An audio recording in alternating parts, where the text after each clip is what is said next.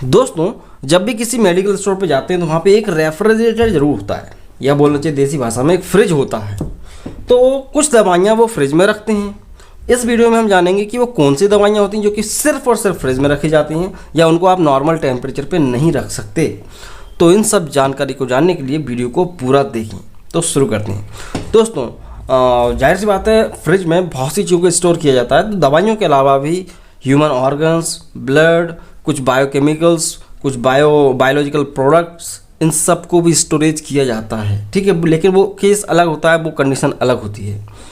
ठीक है, कुछ दवाइयाँ होती हैं जिनको सिर्फ और सिर्फ रेफ्रिजरेटर के अंदर ही रखा जाता है, और कुछ दवाइयाँ ऐसी होती हैं जिनको चाहें तो 14 दिन 15 दिन के लिए बिना फ्रिज के रख सकते हैं, बट उनको आफ्टर ऑल फ्रिज में रखना ही पड़ेगा कुछ दिन बाद, अदरवाइज वो ख़राब हो जाएंगे।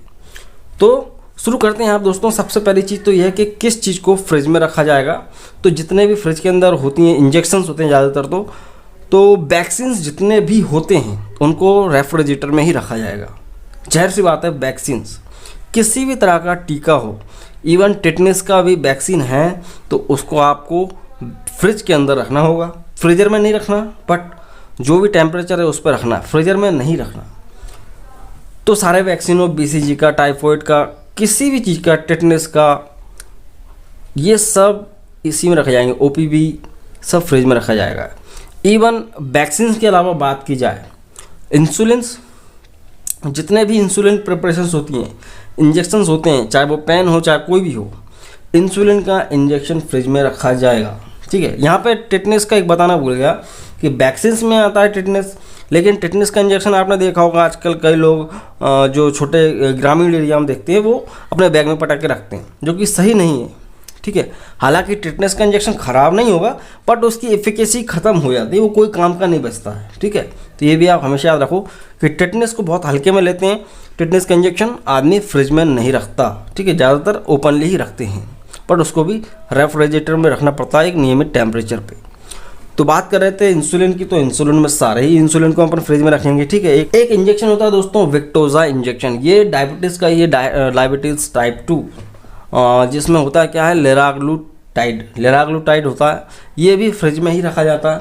बोटॉक्स के जितने भी इंजेक्शन्स होते हैं, बोटॉक्स नहीं जानते आप तो मेरा वीडियो आप देख सकते हैं। बोटॉक्स आजकल सुंदरता के लिए बहुत ज़्यादा चलता है। एक प्रकार का टॉक्सिक केमिकल होता है जो कि आपकी डायरेक्ट चेहरे पर लगाया जाता है।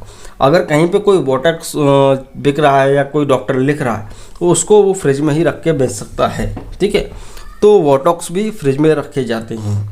उसके अलावा ह्यूमरा इंजेक्शन होता है दोस्तों। ह्यूमरा इंजेक्शन ये भी एक प्रकार का बोलना चाहिए कि एंटीबॉडी प्रिपरेशन है, ह्यूमरा इंजेक्शन। ठीक है, इसके अंदर होता क्या बेसिकली,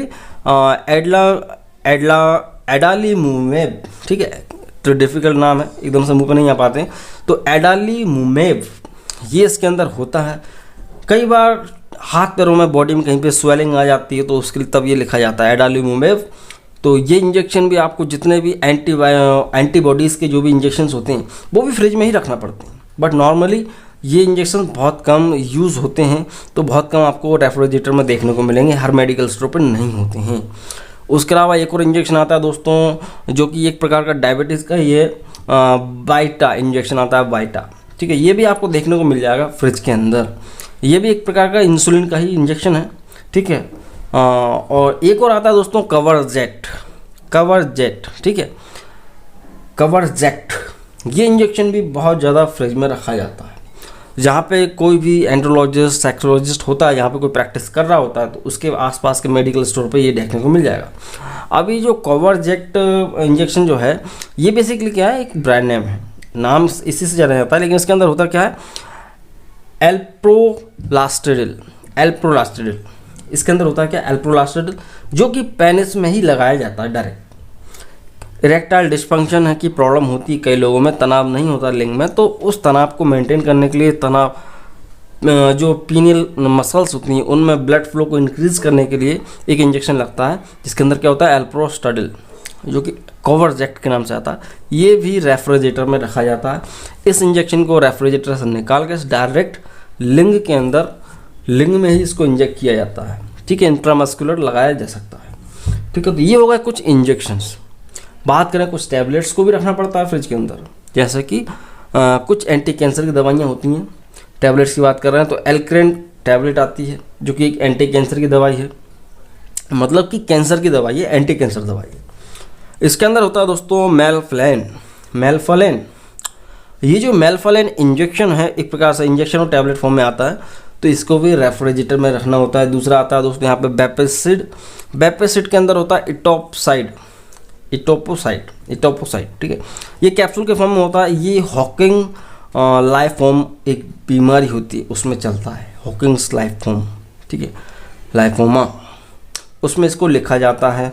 तो अगर बेपेसिड लिख रहे हैं तो वो भी फ्रिज में से ही मिलेगी आपको दवाई। उसके अलावा रिटोनाविर एक प्रकार का एक एंटीवायरल ड्रग है, ठीक है, ये भी फ्रिज में ही रखना पड़ेगा। उसके अलावा ल्यूक्रेन आता है, एक और टैबलेट है दोस्तों ल्यूक्रेन, जो कि है एंटी कैंसर ड्रग, ये भी कैंसर की ही दवाई है।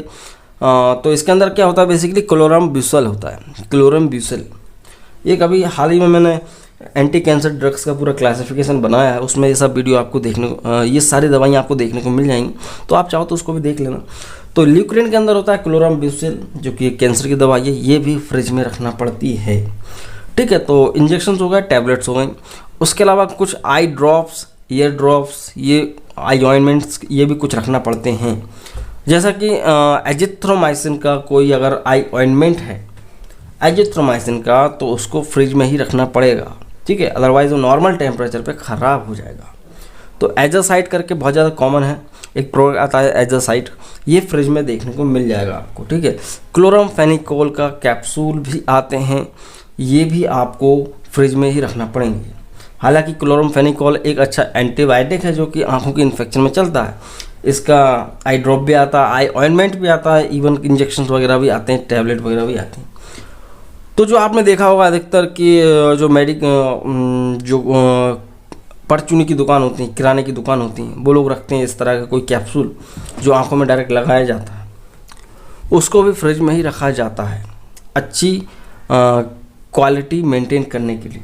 लेकिन वो लोग नहीं रखते हैं, नॉर्मल रखे रहते हैं डिब्बी में। तो खैर उसको भी चाहें तो रखा जा सकता है फ्रिज में भी।